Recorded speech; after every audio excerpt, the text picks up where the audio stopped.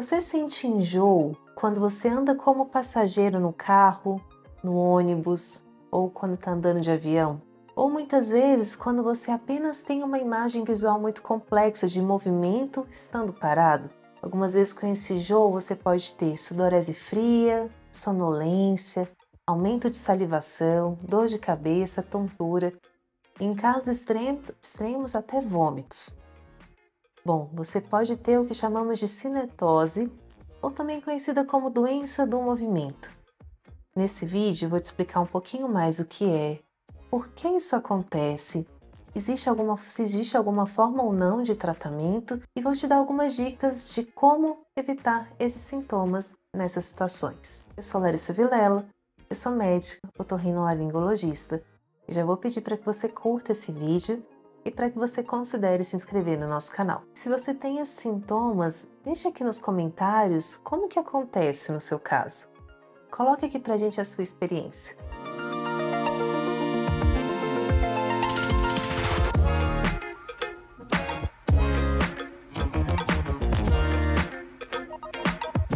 A cinetose, ou também conhecida como doença do movimento, é um conjunto de sinais e sintomas desencadeados por um movimento passivo do corpo, ou seja, quando a gente está andando como passageiro no carro, num barco, num avião, no ônibus, no trem, ou algumas vezes esses sintomas podem ser desencadeados por estímulos visuais complexos. A gente parado, mas com imagens de movimento, por exemplo, num videogame ou numa realidade virtual, isso pode gerar também os sintomas semelhantes ao do movimento passivo. E esse conjunto de sinais e sintomas ele é chamado de cinetose. Dentre os sintomas que o paciente pode ter nessa situação, nós temos palidez, sudorese fria, aumento de salivação, náuseas, o paciente fica sonolento, meio letárgico, sabe? Além disso, ele pode também ter dor de cabeça, tontura ou até mesmo vômitos, caso o estímulo não pare. E uma coisa que é muito característica é, se você continua com aquele estímulo que está te fazendo mal, os sintomas tendem a piorar, tendem a evoluir, podendo até progredir para um quadro de vômito, né? Alguma coisa um pouco mais desconfortável para o paciente. E aí, quando cessa o estímulo, muitas vezes o paciente não melhora de imediato. Ele pode levar até 24 horas para voltar totalmente ao normal. Mas o padrão é que ali dentro de alguns minutos, algumas horas, cessado o estímulo, o paciente melhore e fique bem. O ponto que a gente já coloca como cinetose é quando esses sintomas eles são repetidos. Toda vez que eu tenho aquele tipo de estímulo, eu vou ter os sintomas, de forma que traz um grande impacto na qualidade de vida do paciente. O paciente muitas vezes evita essas situações, evita de andar como passageiro no carro, enfim, começa a limitar a sua vida porque os sintomas são super desconfortáveis. Então, a partir daí que a gente tem a doença do movimento, que é chamada de cinetose. Esse estímulo, ele é como que a gente fala de fisiológico. Qualquer um de nós pode ter se o estímulo for muito intenso. Por exemplo, também, andar de montanha-russa, andar naqueles brinquedos, né, de parques de diversões com subidas, descidas, giros, isso pode desencadear esses sintomas de uma pessoa que não tem a cinetose. Mas a gente sabe que tem pessoas que são muito mais suscetíveis e aí qualquer estímulo, por menor que seja, acaba desencadeando sintomas. Então a cinetose é a doença quando esses sintomas são muito exacerbados em pessoas geneticamente predispostas. A gente sabe que a cinetose é muito mais comum nas crianças, sendo mais frequente na faixa etária de 6 a 12 anos, e que ela pode ir melhorando, ela tem uma tendência de melhorar ao longo do tempo. Então é normal o paciente dizer, eu tive quando criança esses sintomas, mas hoje quando adulto não tenho mais. Então ela é, primeiro ponto, mais prevalente em crianças. Ela é também mais prevalente em mulheres. Estima-se que as mulheres sejam afetadas com uma incidência 2 vezes maior do que os homens. E também em pacientes que têm enxaqueca. Pacientes que têm enxaqueca têm um risco de 3 vezes mais de ter cinetose do que uma pessoa que não tem enxaqueca. É uma marca muito característica de quem tem enxaqueca, é ter essa sensibilidade ao movimento ou a esses estímulos visuais complexos. É uma característica desse pessoal, desse grupo de pessoas com enxaqueca, a cinetose. O diagnóstico da cinetose é um diagnóstico clínico, através da história do paciente, junto com o exame físico, a gente chega a esse diagnóstico. Algumas vezes a gente precisa fazer algum exame complementar para excluir outras condições que possam dar sintomas semelhantes, mas basicamente o diagnóstico ele é clínico, pela história e pelo exame físico do paciente. E condições que podem ter sintomas parecidos são condições de hipotensão postural, hipoglicemia, alguma alteração metabólica, outras alterações metabólicas hormonais, são os diagnósticos diferenciais desse quadro de cinetose. E um ponto até interessante que alguns pacientes perguntam é: doutora, cinetose é igual labirintite? Um paciente que tem problema no labirinto vai ter esse problema de cinetose? E a resposta é não. Os pacientes com lesões no labirinto, com alterações de função, eles não têm cinetose. É muito engraçado, né? Mas um paciente com alteração do labirinto, por exemplo, que vai andar de barco, que vai andar de navio, dificilmente ele vai se sentir mal, vai ter esses sintomas de cinetose, assim como nas outras situações. Mas por que acontece então a cinetose? Existem algumas teorias para explicar esse quadro de cinetose e a mais aceita atualmente é a teoria do conflito sensorial. Para você entender, eu vou só te explicar um pouco do básico do equilíbrio do nosso organismo.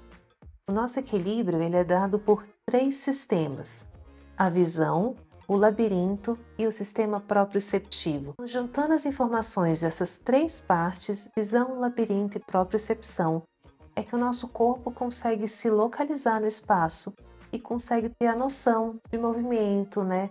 Tanto movimentos aceleratórios lineares quanto movimentos angulares de rotação.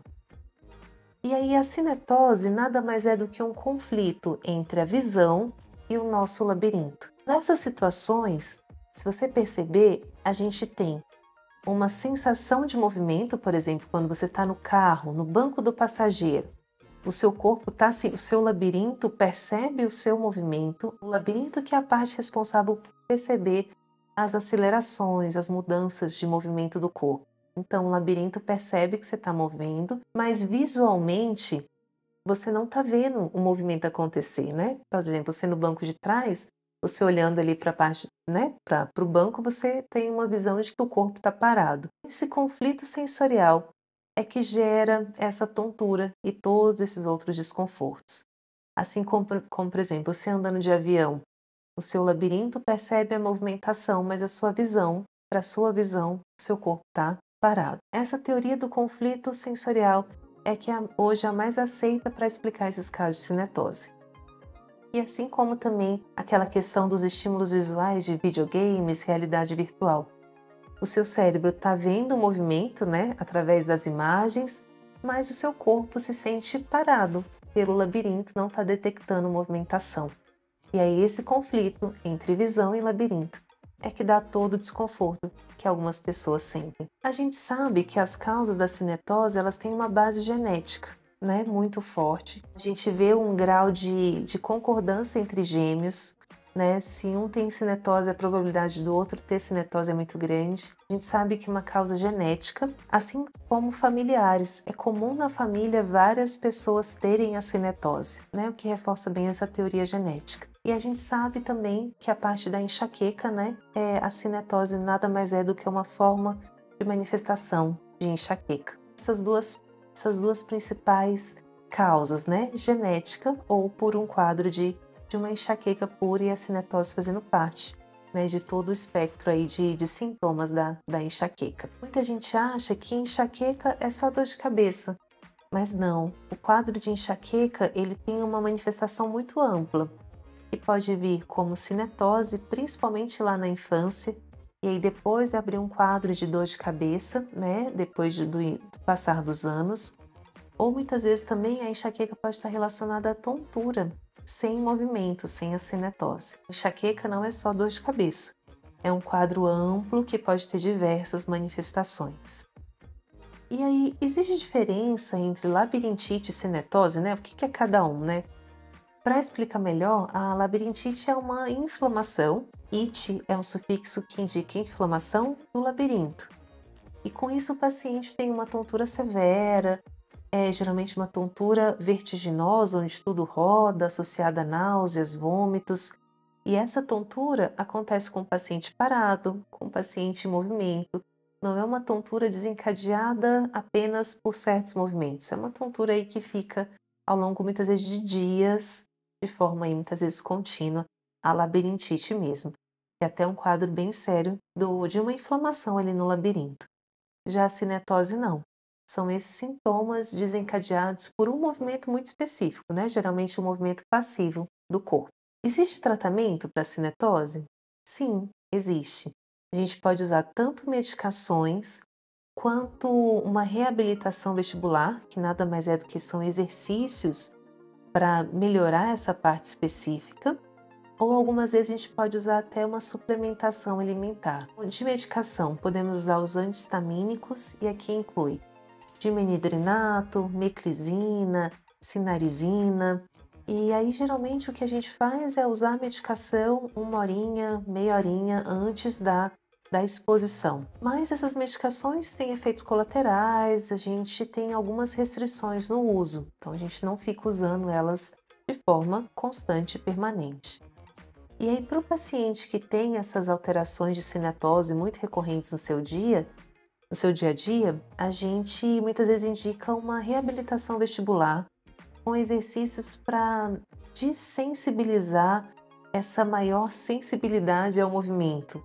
São exercícios de habituação para o cérebro conseguir lidar melhor com esses conflitos sensoriais que podem acontecer aí no nosso dia a dia. Ajuda o cérebro a aumentar o seu limiar de tolerância para o movimento ou para os estímulos visuais. E é muito interessante, muito legal como os pacientes respondem super bem a essa reabilitação vestibular com enfoque específico em cinetose. E até estudos recentes trazem ainda uma terceira linha, né, de tratamento, que é através de um suplemento alimentar.